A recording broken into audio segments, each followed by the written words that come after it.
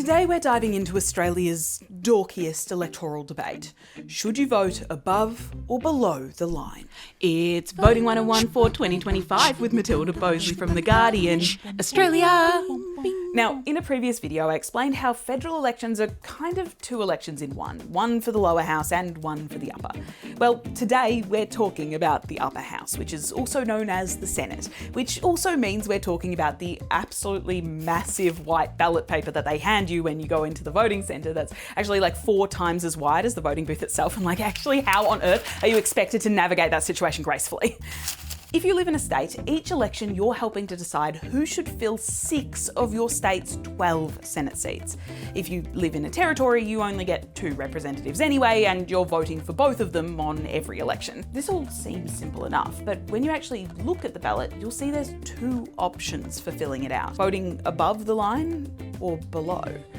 Now, if you vote above the line, you're ranking at least 6 political parties in the order you'd prefer to see them in the upper house, and these parties have already decided on their top individual candidates. The upper house uses proportional representation, meaning parties win seats based on the percentage of votes they receive. It's all decided by some ridiculously complicated mathematical system, but roughly, let's say there's 6 seats up for grabs in New South Wales.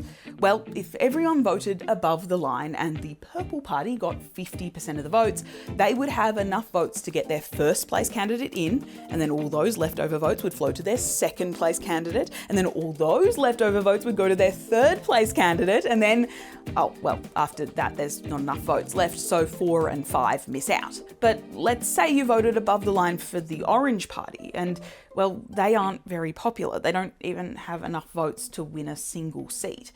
In that case, your vote would then go to the party you put as your number 2.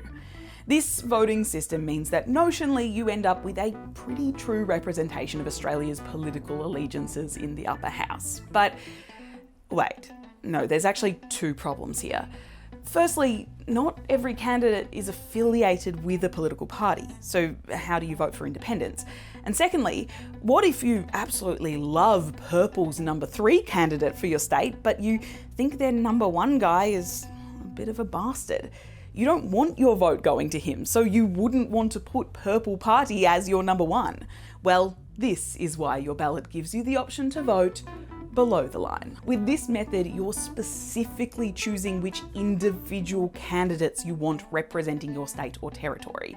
There's potentially hundreds of names to choose from down here, but thankfully you only need to number at least 12 for your ballot to be valid. Although you can label all of them if you really want. I mean, no one's stopping you. You could put an independent or maybe Purple's number 3 candidate as your first preference and then fill out your other preferences in case they don't get in. Maybe you put a brown party candidate that you really like as number 2, and then over to the orange party, then another couple of independents, and so on and so forth until at least 12.